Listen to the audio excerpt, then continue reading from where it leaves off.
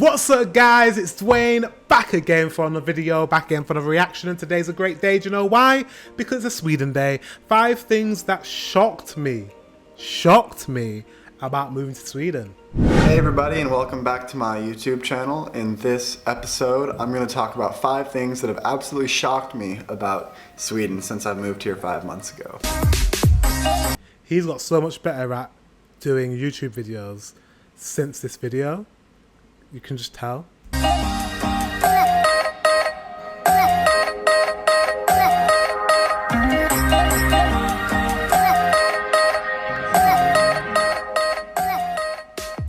first thing that shocked me is how amazingly good looking the people are in Sweden. I mean, everywhere I look around, people are in good shape. They're dressed very, very nicely. They're well groomed. I'm talking about girls, guys, everybody is just surprising. They have a great fashion sense. And actually, since I've moved here, I have changed the way I dress. A lot of times with the coaxing of my girlfriend, she'll be like, hey, you should buy this jacket. It looks good on you. I've bought some things here that I would have never thought about in the US. I could walk around, do my grocery shopping and stuff in sweats and not think twice in the US. And here you see, you know, dads picking up their kids from school in like full on like white dress shirts and like blue overcoats and everything. People look really... So I'm gonna have to make sure I dress pretty good when I go to Sweden.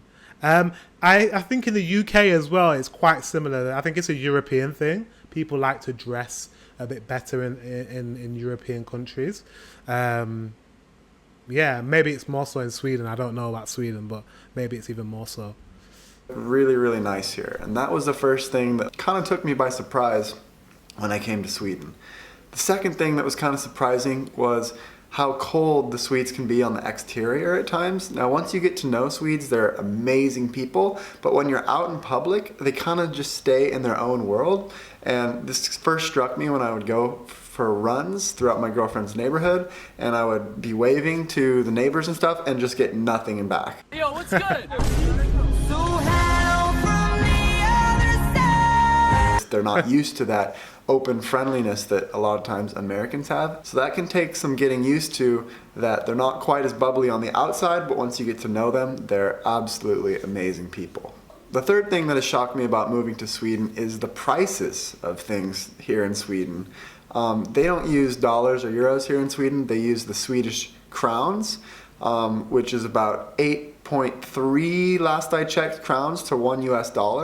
So if you go to the store and you see something that's 100 crowns, that's going to be more than $10. That's going to be about $12, $13 if I'm doing the math right. Things can be very, very expensive. Like, I'll go to a bar and look to order a beer and it could be 80 or 90 crowns. Well, that beer was over $10 then at that point. So it's not a very cheap place to live. And the thing is, this is an old video, so I'm guessing it's even more now. Especially if you want to go out to eat, I think he lives in shopping, those types. I think he lives in Stockholm though, so in Stockholm, I'm guessing the prices will be inflated because it's a capital city, and well, London is like ridiculously more expensive than the rest of the UK.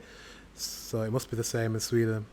Types of things can be a lot more expensive than what you're used to in the US. I would say about 20 to 30% more, just as a general rule. Another shock I have about Sweden is the social benefits that they have here in Sweden. So not only do Swedes get more time off and paid vacation, but Swedes enjoy free college, and actually my girlfriend gets more than free college. The government actually pays the college students, so my girlfriend gets about $1,000 a month from the Swedish government, and $300 or $400 of that she doesn't even have to pay back. I feel like that's crazy.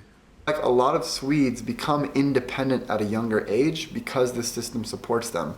Whereas in America, a lot of people my age in their young 20s still need that support from their parents, especially if they go to college, whether it's with a living situation or whether it's helping them financially. In Sweden, that's just not the case. Very, very few people my age still live with their parents. They are almost completely self-sufficient way earlier. So that is one thing that is very unique about Sweden. Because of these social benefits, the people can be more independent at a younger age. And the last thing that has shocked me since moving to Sweden is how amazing the Swedes are at speaking English. I mean, I can go out to just about anyone here in Sweden and speak English, and they will speak back to me in almost perfect English. They understand everything I've said, and I would say the countries with the best English speakers in 2015. This is old. This video is very, very old if it's 2015. Or the survey is very old. So, wow. That's a long time ago. I just realized that is 8 years ago. Sweden is number 1 for the countries with the best English speakers. English language proficiency. Yeah, 70.94. Better than Netherlands, Denmark, Norway, Finland, Slovenia. It's just very high proficiency. But I'm not going to have any problems, I'm guessing, because I'm going to Sweden, I'm going to Finland, and I'm going to Norway. So I'm definitely not going to have any problems speaking English in those countries. 95 to 99% of the people walking around are completely fluent in English, which is a complete shock to me. I think one of the reasons that is because all of the TV that they watch here, or most of it anyway, is in English and they just use Swedish subtitles. Whereas if you go to Germany, for example, most of the TV is in German, and if it was produced in an English-speaking country, they'll usually dub over it in German. Even though they learn English in school really, really well in Germany, they don't hear it, and once they graduate from school, they never really hear that English very often, or not as much as they do here in Sweden, because they're hearing it all the time on the television, in the popular culture and music. They hear much, much more English in this country, and that is a benefit because almost everyone here is bilingual. So those are 5 things that have shocked me about coming to Sweden. Go ahead and give me a like if you were surprised by some of these, and write a comment which is most shocking to you. I'm curious to hear, and I will see you guys in the next video. Yeah, so like going to Sweden, I just can't wait to actually, because these are the things that shocked him. But I just wonder what's going to shock me as a British person going to Sweden. What will shock me about Swedish culture? I'm sure there's going to be some things. And I'm going to point them out and they're going to be like, wait, what? That's just normal. We see that every day. But for me, I'll be like, oh my God, that's like so different from the UK. So yeah, I cannot wait to go and just kind of point out things that are different in Sweden to things in the UK. That's going to be good. Guys, tomorrow is Film Friday. Film Friday, and we're watching Evil, or Unskan, which is evil. I think that's how you say it.